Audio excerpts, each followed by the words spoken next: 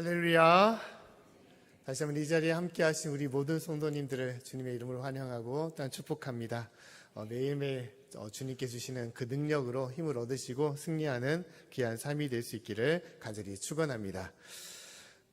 우리 계속해서 성령의 열매에 대해서 말씀을 나누고 있습니다. 성령의 열매를 기억하십니까? 오늘은 이제 마지막으로 절제와 충성에 대한 열매를 다루는데, 우리 지난 시간에 있었던 9가지 열매 기억나시나요? 사랑과 희락, 또 화평, 오래 참음, 또 자비, 양성, 온유, 그 다음에 오늘 절제와 충성에 대해서 말씀을 나누고자 합니다. 어떤 분들은 그렇게 얘기합니다. 하나님, 세상에 좋은 것을 주시지 성령의 열매로서 이게 추상적인 것을 주십니까? 라고 그렇게 얘기하시는 분이 있어요. 하나님 금은 부하나 아니면 아파트나 아니면 좋은 차나 그런 것을 주시지 무슨 하나님 보이지 않는 사랑, 화평, 오래 참음, 자비와 양성입니까? 라고 하시는 분들이 있습니다. 그러나 우리가 알아야 될 것은 하나님께서 우리에게 최고의 선물을 주신다는 것을 우리가 깨달아야 되는 것입니다. 할렐루야. 성령의 열매를 달리 말하면 이 9가지 열매는 무엇이라고 얘기할 수 있느냐? 바로 예수님을 닮아가는 것을 말하는 것입니다. 예수님을 닮아가는 것. 내가 사랑과 기쁨과 화평과 오래 참음, 자비와 양성, 이 모든 것들이 많아질 때 결국 우리는 무엇이냐? 예수님을 닮아가는 삶이 되는 거예요. 이것은 달리 말하면 무엇을 말하겠습니까? 하나님의 자녀가 되는 삶을 말하는 것입니다. 하나님의 자녀가 되는 것은 우리가 죽어서도 우리 영혼이 하나님의 품에 내 영원한 천국으로 가는 것뿐만 아니라 더 중요한 것은 이 땅에서도 우리가 천국의 삶을 이루며 살아가는 것을 말씀하는 것입니다. 할렐루야. 그 때문에 이것이 중요한 거예요. 세상에 물질이 많고 힘이 많고 능력이 많으면 행복할 것 같지만 그러나 그렇지 않습니다. 그 삶에도 여러 많은 아픔이 있고 또한 불평이 있고 고난이 있고 슬픔이 있고 심지어 지옥이 있는 거예요. 지옥이 있는 것입니다. 하지만 내가 하나님의 자녀가 되어서 이 성령의 열매를 누리게 되면 우리가 이 땅에서 부족할지라도 재산도 없고 또 학력도 없고 또 능력도 없을지라도 우리의 삶에는 어떻습니까? 기쁨과 감사와 평화가 넘쳐고 또 그래서 하나님의 천국을 우리가 이 땅에 이루며 살아가는 것입니다. 사랑하는 성도 여러분, 이것이 가장 귀한 것임을 우리가 잊지 마시고 그 은혜로서 우리가 성령님을 사모하시고 또한 성령의 열매를 이루며 살아갈 수 있기를 간절히 축원합니다. 할렐루야. 우리 삶에 다니는 직장이나 가정이나 또 일터나 교회 위에 이 천국의 삶을 살아간다는 것이 얼마나 행복한지를 우리가 알아야 되는 것입니다.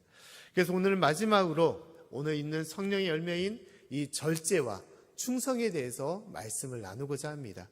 자, 하나님께서는 성령님을 통하여 우리에게 절제 열매를 주시겠다라고 말씀을 하고 있습니다. 절제라는 것은 무엇을 말할까요? 절제는 통제하는 것, 자제하는 것을 말하는 것입니다. 내 마음과 생각을 우리가 지켜내는 것, 이것을 말하는 것이죠.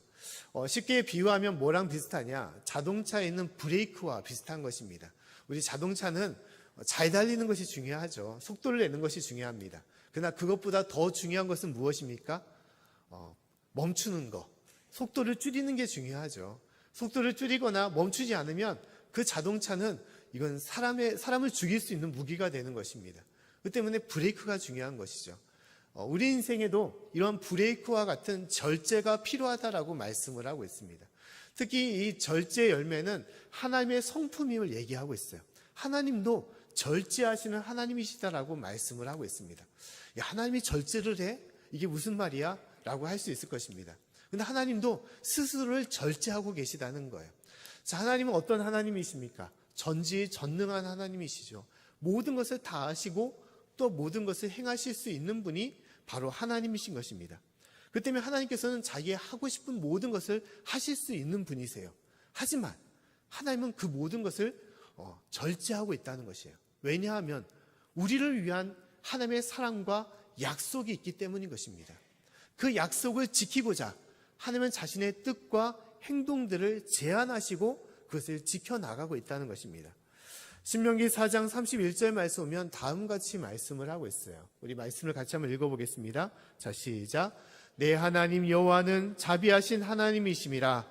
그가 너를 버리지 아니하시며 너를 멸하지 아니하시며 내 열조에게 맹세하신 언약을 잊지 아니하시리라. 아멘. 하나님은 우리와 맺은 언약을 잊지 않으신다라고 말씀하고 있어요. 그 언약을 위하여 우리를 버리지 아니하시고 끝까지 멸하시지 않는다라고 말씀하고 있습니다. 하나님께서 이 모든 자신의 생각과 행동을 제한하지 않는다면 어떻게 되겠습니까? 하나님께서 우리를 향하신 그 심판이 지금 당장 이루어질 수 있음을 우리가 깨달아야 되는 거예요.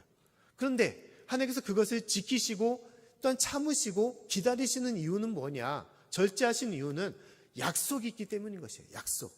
우리와 향하신 약속. 내가 너를 버리지 않고 또 내가 너희를 사랑하고 끝까지 너희를 구원하실 것이라는 그 약속이 있기 때문에 하나님께서는 하나님의 생각과 모든 것을 제한하시고 주님께서는 지키고 계시다는 것입니다. 그 절제하신 하나님이시라는 것을 말씀하고 있어요.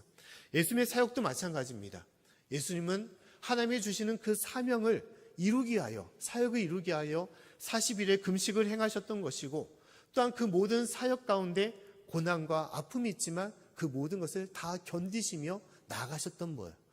머리 둘 곳도 없으신 하나님, 예수님이시다라고 말씀하고 있죠.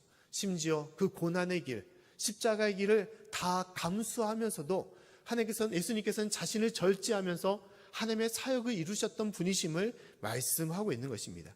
그 때문에 성령님께서는 우리에게 이 절제의 열매를 깨닫게 하시고 우리에게 부어주시는 거예요. 부어주시는 것입니다. 우리에게 절제하라고 말씀을 하고 있는 것입니다. 자, 우리가 살아가면서 절제하는 거 참 어려울 때가 많이 있습니다. 특히 우리가 절제해야 될 것들이 무엇이 있겠습니까? 감정에 대해서 절제가 필요하죠. 감정에 대한 절제가 필요합니다. 우리가 보통 이제 무더위가 심하면 어떻습니까? 불쾌지수가 높아질수록 이제 감정이 내 통제 밖에 있을 때가 많이 있죠. 갑자기 막 욱하는 마음에 그냥 아무나 대고 큰 소리를 지르거나 또 다른 사람에게 분을 내품을 때가 많이 있어요. 묻지마 폭행이라는 것이 뭐에 있습니까? 감정을 통제하지 못하기 때문에 이루어진 것이죠. 아무 이유 없이 그렇게 행할 때가 많이 있습니다. 그래서 하나님께서는 우리의 감정을 먼저 통제하기를 원하시는 거예요. 감정은 참 중요한 것입니다. 하지만 그것을 잘 통제하고 절제할 때만이 우리의 삶을 더욱더 빛나게 할 수 있는 거예요. 많은 물이 흘러 넘쳤을 때 그것을 어떻게 합니까? 잘 가다두고 또 수로를 이끌어야만이 그것을 이용할 수가 있는 것이죠. 근데 그것을 내가 잘못 이용하게 되면 물이 범람해서 모든 농사와 모든 삶을 망치게 되는 것입니다. 감정이라는 것이 마찬가지예요. 감정을 잘 컨트롤할 수 있을 때만이, 조절할 수 있을 때만이 그것이 내 삶을 빛나게 하는데, 그러지 못하게 되면 우리의 삶을 망치고 무너뜨릴 수밖에 없는 것입니다. 사단은 끊임없이 우리에게 이 감정으로 유혹을 할 때가 많이 있죠. 야, 참지 마. 야, 너도 똑같이 화를 내. 미워해. 분노해. 시기하고 질투하라고 말하고 있습니다. 그래서 어느 순간에 내가 사랑해야 될 사람, 아껴야 될 사람, 심지어 합력하여 수고해야 될 믿음의 성도를 우리가 상처를 입히고 아프게 할 때가 많이 있는 것이죠. 그렇기 때문에 우리는 주님의 마음으로 우리의 감정과 마음을 다스릴 필요가 있는 것입니다.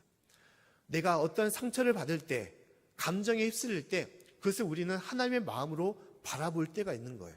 왜 이러한 일이 생겼는지, 왜 그 사람이 나를 이렇게 아프게 하는지 그 사람의 마음을 객관적으로 바라볼 필요가 있는 것이고, 또 심지어 내가 잘못한 것이 있다면 내가 그것을 깨달아 사과하고 용서를 빌고 내 잘못된 것을 고쳐나갈 필요가 있는 것입니다. 그러지 않고 다른 사람의 문제라면 그것을 우리는 객관적으로 그 삶을 바라보고 심지어 용서하는 마음을 품을 필요가 있어요. 또 이 모든 것을 행하시는 하나님의 마음을 살필 필요가 있는 것입니다. 우리가 요셉의 삶을 보게 되면 요셉은 상처를 참 많이 받은 사람입니다. 가장 사랑했던 형제들을 통해서 그가 팔려가게 되었고 이집트의 땅에서 옥살이까지 행했던 사람이 요셉이었습니다. 그런데 요셉은 그 형들을 마주 대했을 때 어떻게 했습니까? 화를 내지 않았어요.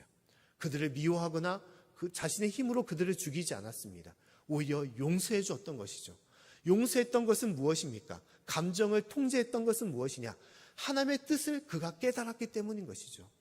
형들이 자신을 팔았던 이유, 또 자신이 이집트로 끌려온 이유, 내가 감옥에 갇힌 고난을 받은 이유가 무엇이냐? 하나님의 뜻 안에 있었음을 그가 깨달았던 것입니다.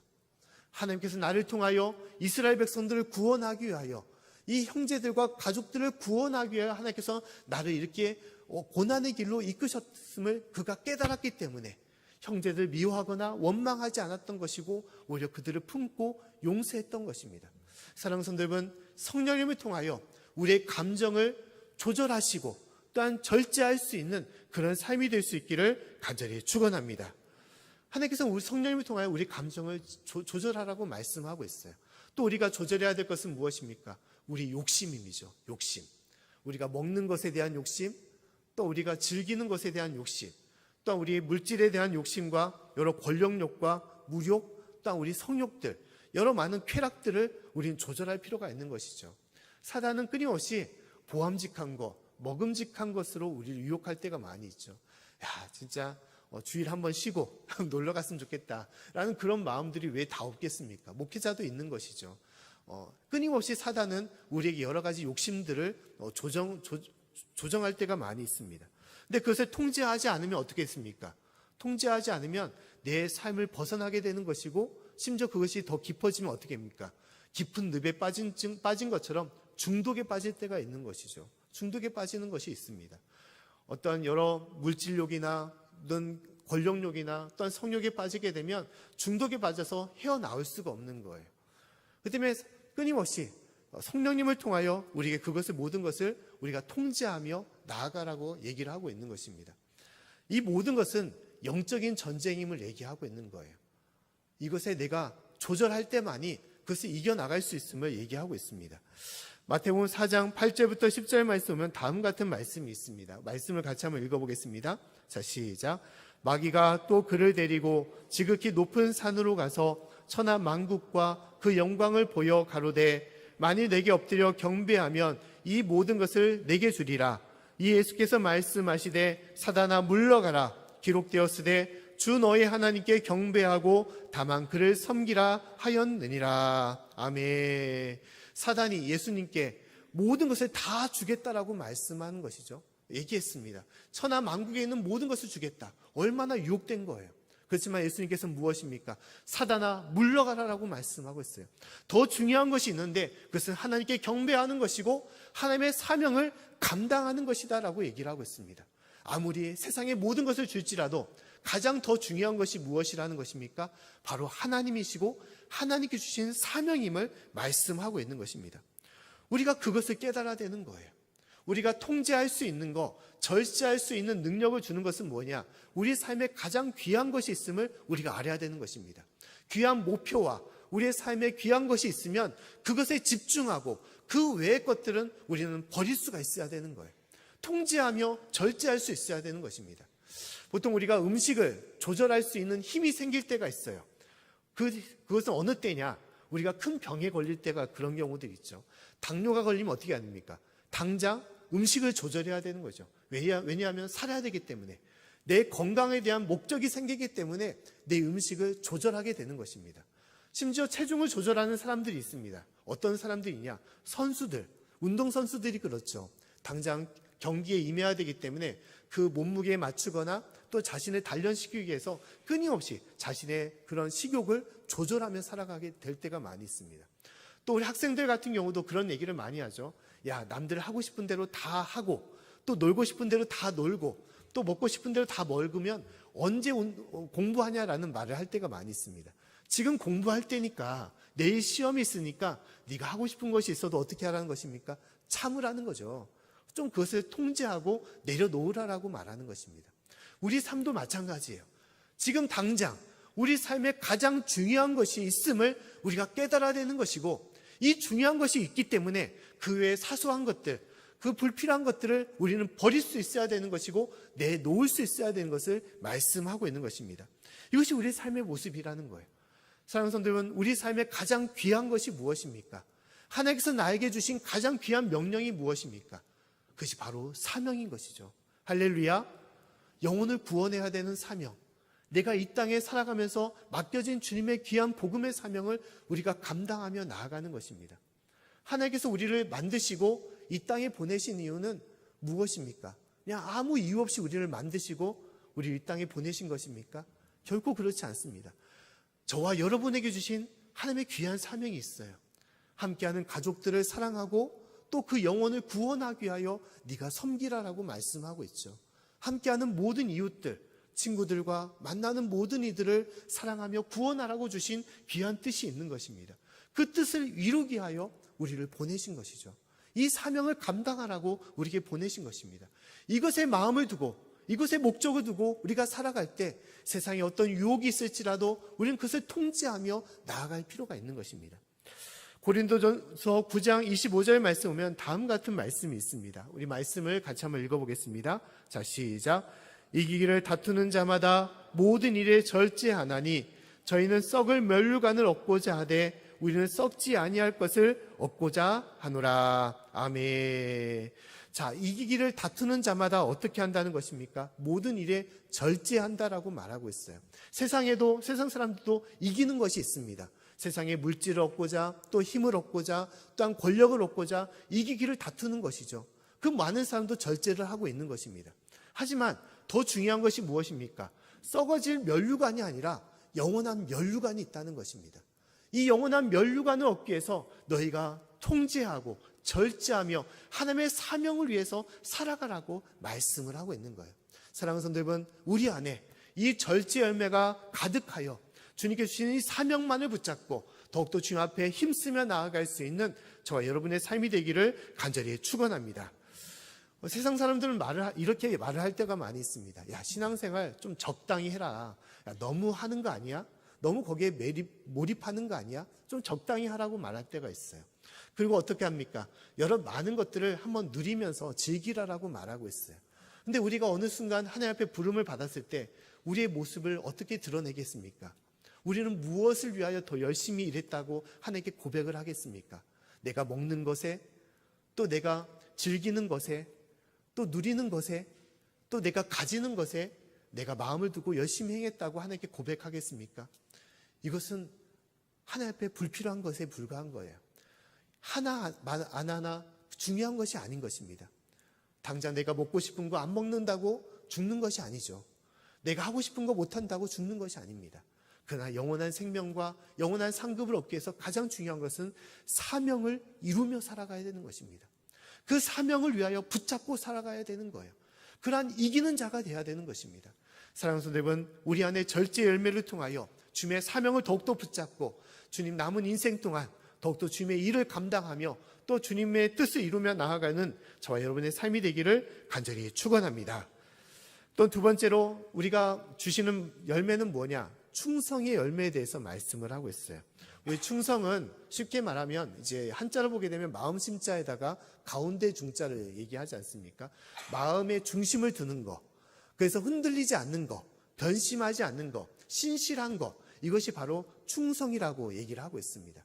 어떠한 말씀에도 내가 끝까지 순종하며 따르는 것, 이것이 충성의 모습인 것이에요. 근데 이 충성의 열매도 하나님의 성품임을 말씀하고 있습니다. 하나님은 충성하시는 하나님이시다라고 얘기를 하고 있어요. 어떻게 하나님이 충성을 하실까? 하나님 위에 더 높은 사람이 없는데 하나님께서 무엇을 충성하신다고 하실까? 하나님의 충성은 무엇이냐?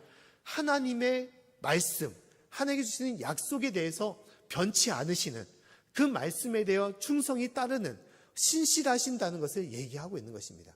하나님은 달리 말해서 신실하신 하나님이시라는 거예요. 사람의 마음은 바뀔지라도 또 사람이 죄악과 허물 가운데 있을지라도 우리를 향한 하나님의 마음과 그 뜻은 어떠냐? 변하지 않는다는 거예요. 영원하다는 것입니다. 태초에 우리를 만드실 때도 하나님께서는 기뻐하시고 우리를 사랑 가운데 만드셨을 뿐만 아니라 지금 이 순간에도 하나님 우리를 사랑스럽게 여기시고 우리를 구원하시고자 하는 그 마음은 변치 않으심을 얘기하고 있는 것입니다. 그래서 하나님은 신실하신 하나님이시며 충성하신 하나님이시에요. 또한 예수님의 사역도 마찬가지죠. 예수님은 그 아버지 하나님에 대해서 충성하셨음을 얘기하고 있는 것입니다. 여러 많은 시련에 또한 사역에 어려움이 있었지만 예수님은 끝까지 충성하셨음을 얘기하고 있습니다. 심지어 겟세마네 동산에서 기도하실 때 예수님은 뭐라고 기도했습니까? 하나님, 나의 뜻대로 마시고 아버지의 뜻대로 행하시옵소서라고 기도했죠. 마가복음 14장 36절 말씀을 같이 한번 읽어보도록 하겠습니다. 자, 시작. 가라사대 아바 아버지여, 아버지께는 모든 것이 가능하오니 이 잔을 내게서 옮기시옵소서. 그러나 나의 원대로 마옵시고 아버지의 원대로 하옵소서 하시고. 아멘. 예수님도 그 죽음 앞에서는 두려움과 떨림이 있었던 것이죠. 이 고난의 잔을 피하고자 하는 예수님의 마음과 뜻이 있었던 것입니다. 하지만 예수님은 충성하셨던 분이에요. 죽기까지 충성하셨던 분이십니다. 내가 죽음을 통하여 하나님의 뜻을 이루고자 하는, 이 모든 인류를 살리고자 하는 그 말씀에 순종하며 나아갔던 분이 바로 예수님이신 것입니다. 하나님은 이러한 충성의 열매, 진실로 하나님의 말씀에 충성하여 따르던 그 충성의 열매가 우리 가운데도 임하기를 원하시고 차고 넘치기를 원하신다는 거예요. 우리가 그 가운데 살아가라고 말씀하는 것입니다. 충성은 절제와 더불어 어려운 것입니다. 어려운 것이에요.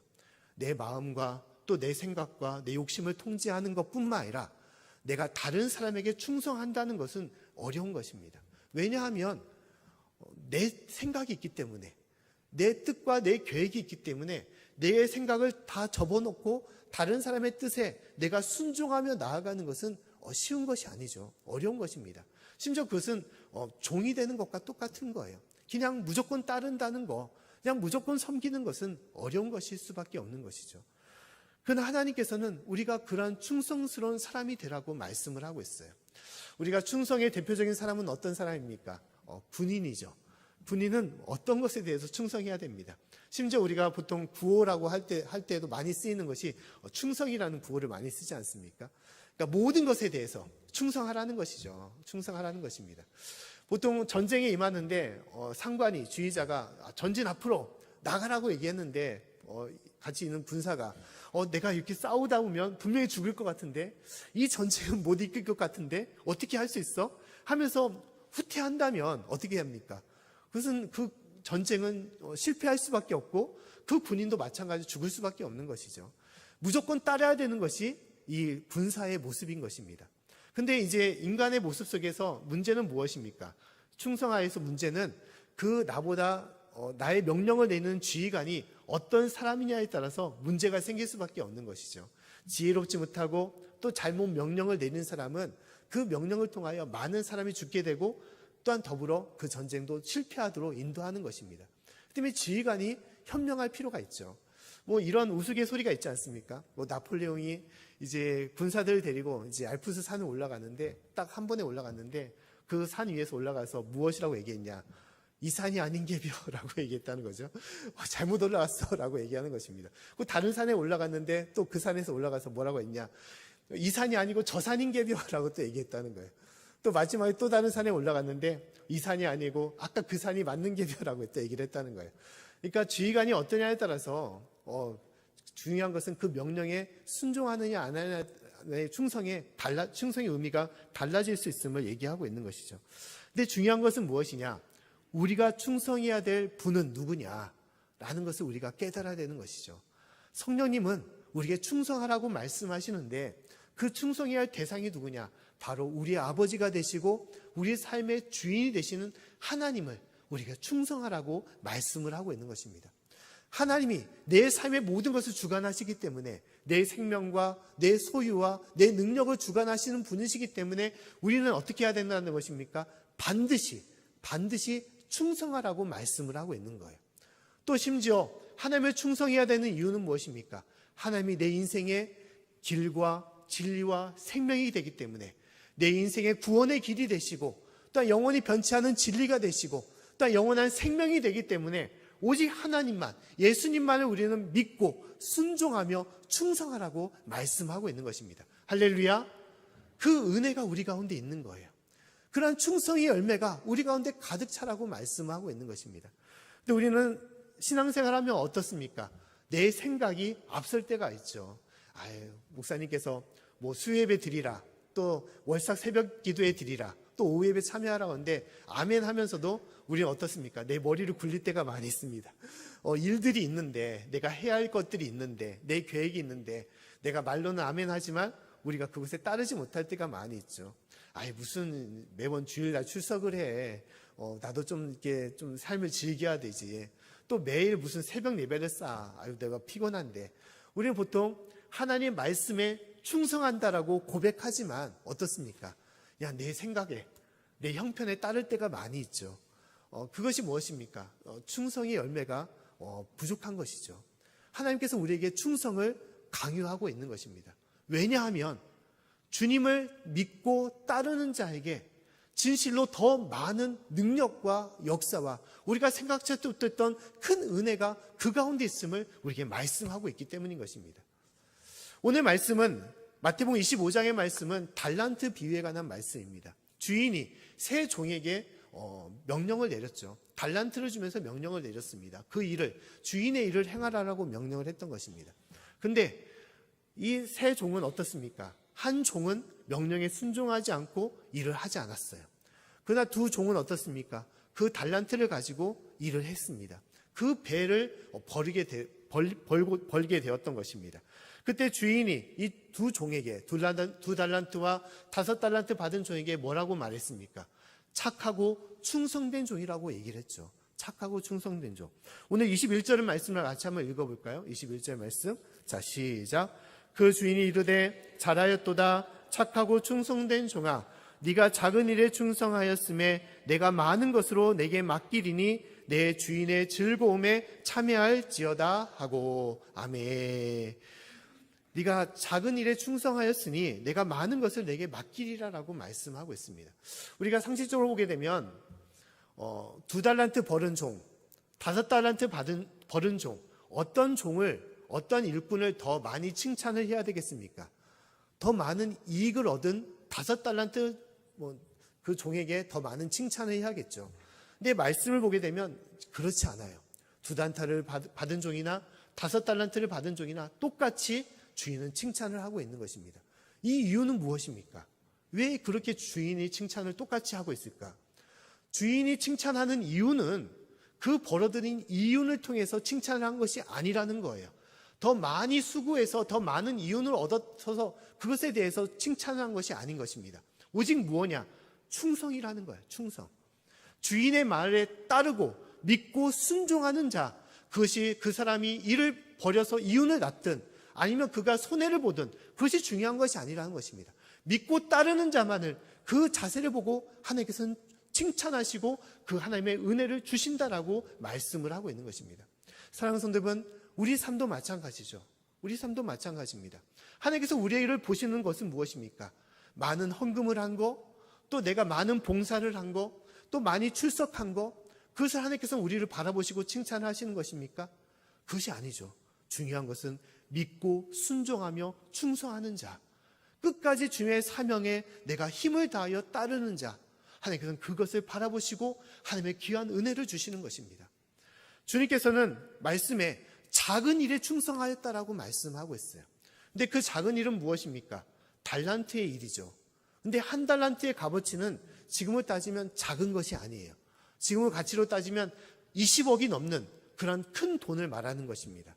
근데 주인은 그것을 작은 일이라고 말하고 있어요. 이것은 무엇입니까? 하나님은 우리에게도 마찬가지예요. 내가 집사의 직분을 가졌든 권사의 직분을 가졌든 장로의 직분, 목사의 직분을 가졌던 그 모든 것은 무엇입니까? 주님 보시기에 작은 일이란 거예요. 작은 일. 하지만 그 작은 일에 우리가 열심을 다하여 수고하며 주님 앞에 나왔을 때 하나님께서는 그것을 높이 세워주시고 이루 말할 수 없는 하나님의 영광과 은혜와 그 즐거움에 참여할 수 있는 기쁨을 주시겠다라고 말씀을 하고 있는 것입니다. 할렐루야. 그 은혜를 바라보시는 거예요. 하나님께서는 충성된 자로 세워주셔서 그 은혜와 그 축복을 맛보라라고 말씀을 하고 있는 것입니다. 사랑하는 성도 여러분, 진실로 우리에게 주신 그 귀한 은혜를 잊지 마시고 진실로 믿음으로 주님을 바라보시고 맡겨진 사명을 감당할 수 있는 저와 여러분의 삶이 될 수 있기를 간절히 축원합니다. 맡은 자에게 하나님께서는 바라시는 것은 무엇입니까? 오직 충성이라고 말씀을 하고 있습니다. 맡은 자에게 구할 것은 충성이라고 얘기를 하고 있죠. 오직 주님은 그것을 원하시는 것입니다. 우리가 다다음 주에는 우리가 장로 선출을 우리가 준비하고 있습니다. 우리가 대부분의 교회를 보게 되면 이 장로 선출이 이제 장로 선거가 되게 치열할 때가 참 많이 있어요. 문제가 될 때가 많이 있습니다. 왜냐하면 이것이 어느 순간에는 좀 감투가 될 때가 많이 있죠. 어떻게 보면 내가 어느 교회 장로다 하면 좀 나를 좀 드러낼 수 있기 때문에, 또 우리가 양지면에서 양지교회 장로다 하면 좀 이름값을 좀 할 수가 있지 않습니까?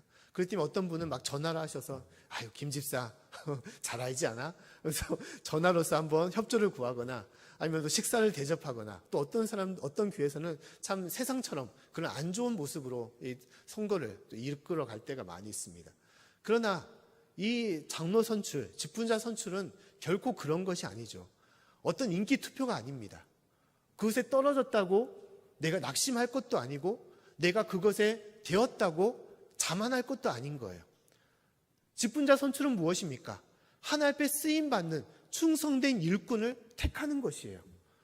그 사람의 신앙이 좋아서 그 사람을 택하는 거, 그 사람이 일을 잘할 것 같아서 그 사람을 택하는 거, 돈이 많아서 그 사람을 택하는 것이 아닌 것입니다.